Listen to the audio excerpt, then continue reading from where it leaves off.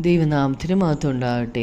യെശയ്യാ പ്രവാചകൻ്റെ പുസ്തകം 58 അധ്യായം 6 മുതൽ 10 വരെയുള്ള വാക്യങ്ങളാണ് നമ്മൾ നോക്കുന്നത്. 6-ാമത്തെ വാക്യത്തിൽ, അന്യായ ബന്ധനങ്ങളെ അഴിക്കുക, നുകത്തിൻ്റെ അമിക്കയറുകളെ അഴിക്കുക, പീഡിതരെ സ്വതന്ത്രരായി വിട്ടയക്കുക, എല്ലാ നുകത്തെയും തകർക്കുക, ഇതല്ലയോ എനിക്കിഷ്ടമുള്ള ഉപവാസം. ദൈവത്തിൻ്റെ ഹിതപ്രകാരമുള്ള ഉപവാസത്തെക്കുറിച്ചാണ് ഇവിടെ പറയുന്നത്. ജീവിതങ്ങളോട്, മറ്റുള്ളവരോട് ന്യായമല്ലാതെ ദുഷ്ടത പ്രവർത്തിക്കുന്നവർ അവരുടെ ബന്ധനങ്ങളെ അഴിക്കണം. ഒരു വ്യക്തിയുടെ മേൽ പുറത്ത് കെട്ടിവെച്ചിരിക്കുന്ന ഭാരത്തെയാണ് നുകമെന്ന് പറയുന്നത്. ഈ ഭാരം ദൈവം വെച്ചതല്ല, നാം തന്നെ വെച്ചതാണ്. അത് ദൈവഹിതപ്രകാരമല്ല. നാം ഉപവസിക്കുമ്പോൾ മറ്റുള്ളവരുടെ മേൽ വെച്ചിരിക്കുന്ന നുകത്തിൻ്റെ കയറുകളെ നാം തന്നെ അഴിക്കണം. നാം പീഡിപ്പിക്കുന്നവരെ നാം തന്നെ സ്വതന്ത്രരായിട്ട് വിട്ടുകളയണം. നമ്മെ ദൈവം സഹായിക്കണമെന്ന് നമുക്ക് ആഗ്രഹമുണ്ടെങ്കിൽ നാം മറ്റുള്ളവരെ വിടുവിക്കുകയും സഹായിക്കുകയും അനുഗ്രഹിക്കുകയും ചെയ്യുന്നവരായിരിക്കണം. കഷ്ടത്തിലിരിക്കുന്നവരെ വിടുവിച്ച് ദൈവഹിതം ചെയ്യണം എന്നതാണ് ദൈവത്തിൻ്റെ നീതി. 7-ാമത്തെ വാക്യത്തിൽ, വിശപ്പുള്ളവന് നിന്റെ അപ്പം നുറുക്കി കൊടുക്കുന്നതും അലഞ്ഞു നടക്കുന്ന സാധുക്കളെ നിന്റെ വീട്ടിൽ ചേർത്തുകൊള്ളുന്നതും നഗ്നനെ കണ്ടാൽ അവനെ ഉടുപ്പിക്കുന്നതും നിന്റെ മാംസരക്തങ്ങളായിരിക്കുന്നവർക്ക് നിന്നെ തന്നെ മറയ്ക്കാതെ ഇരിക്കുന്നതും അല്ലയോ. വേദനിച്ചിരിക്കുന്നവരിലേക്ക് നാം ഇറങ്ങിച്ചെല്ലണം എന്നാണ് കർത്താവ് പറയുന്നത്. അവർക്ക് ഭക്ഷണമില്ലെങ്കിൽ ഭക്ഷണം കൊടുക്കണം. അവർക്ക് ഇല്ലെങ്കിൽ നമ്മുടെ വീട്ടിൽ നാം അവരെ ചേർക്കണം. വസ്ത്രമില്ലെങ്കിൽ അവർക്ക് വസ്ത്രം കൊടുക്കണം. ഇതാണ് ദൈവത്തിന് പ്രസാദമുള്ള ഉപവാസം എന്നാണ് ഇവിടെ പറഞ്ഞേക്കുന്നത്. 8-ാമത്തെ വാക്യത്തിൽ, അപ്പോൾ നിന്റെ വെളിച്ചം ഉഷസ് പോലെ പ്രകാശിക്കും, നിന്റെ മുറിവുകൾക്ക് വേഗത്തിൽ പൊറുതി വരും, നിന്റെ നീതി നിനക്ക് മുമ്പായി നടക്കും, യഹോവയുടെ മഹത്വം നിന്റെ പിമ്പടയായിരിക്കും.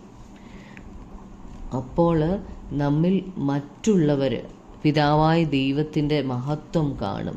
നമ്മുടെ നല്ല പ്രവൃത്തി കണ്ട് പിതാവിൻ്റെ സ്നേഹം അവരറിയും. വേഗത്തിൽ നമ്മുടെ രോഗങ്ങൾക്ക് സൗഖ്യം കിട്ടും. ദൈവത്തിൻ്റെ ഇഷ്ടത്തിനായിട്ട് നമ്മെ തന്നെ ഏൽപ്പിച്ചു കൊടുക്കുക എന്നതാണ് ദൈവം നമ്മെക്കുറിച്ച് ആഗ്രഹിക്കുന്നത്. അപ്പോൾ യഹോവയുടെ മഹത്വം നമ്മുടെ മേൽ ഇറങ്ങും. ദൈവ സാന്നിധ്യത്തിൽ നാം എപ്പോഴുമായിരിക്കും. 9-ാമത്തെ വാക്യത്തിൽ, അപ്പോൾ നീ വിളിക്കും, യഹോവ ഉത്തരമരുളും, നീ നിലവിളിക്കും, ഞാൻ വരുന്നു എന്ന് അവൻ അരുളി ചെയ്യും. നുകവും വിരൽ ചൂണ്ടുന്നതും വഷളത്വം സംസാരിക്കുന്നതും നീ നിന്റെ നടുവിൽ നിന്ന് നീക്കിക്കളയുകയും അപ്പോൾ നമ്മുടെ പ്രാർത്ഥനയ്ക്ക് ഉത്തരം കിട്ടും. മറ്റുള്ളവരെക്കുറിച്ചുള്ള നമ്മുടെ ചിന്തയും അവരോടുള്ള നമ്മുടെ ഇടപെടലും മാറുമ്പോൾ, അതിനൊരു മാറ്റം വരുമ്പോൾ നമ്മുടെ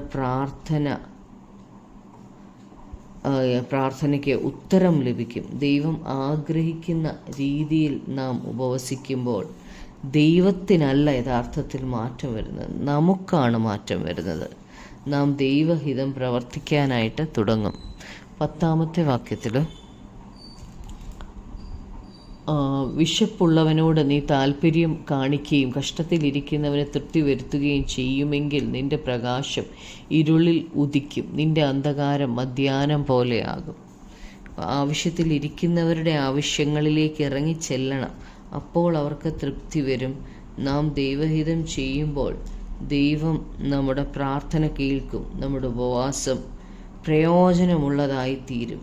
ദൈവമഹത്വം നമ്മുടെ മേൽ മറ്റുള്ളവർ കാണും. നമുക്ക് പ്രാർത്ഥിക്കാം. കർത്താവായ യേശുവേ, അങ്ങ് ആഗ്രഹിക്കുന്ന പോലെ ഉപവസിക്കുവാൻ ഞങ്ങളെ പഠിപ്പിക്കണമേ. പരിശുദ്ധാത്മാവ് തന്നെ അതിന് ഞങ്ങളെ സഹായിക്കണേ. അങ്ങേ പിരിഞ്ഞ് ഞങ്ങൾക്കൊന്നും ചെയ്യാൻ പറ്റത്തില്ല കർത്താവേ. അങ്ങിൽ വസിച്ചിട്ടല്ലാതെ ഞങ്ങളിൽ നിന്നൊരു നന്മയും പുറത്തു വരുത്തില്ലല്ലോ കർത്താവേ. അപ്പോൾ അങ്ങയുടെ പരിശുദ്ധാത്മാവ് ഞങ്ങളെ സഹായിക്കണമേ. യേശു ക്രിസ്തുവിൻ്റെ നാമത്തിൽ തന്നെ. ആമേൻ.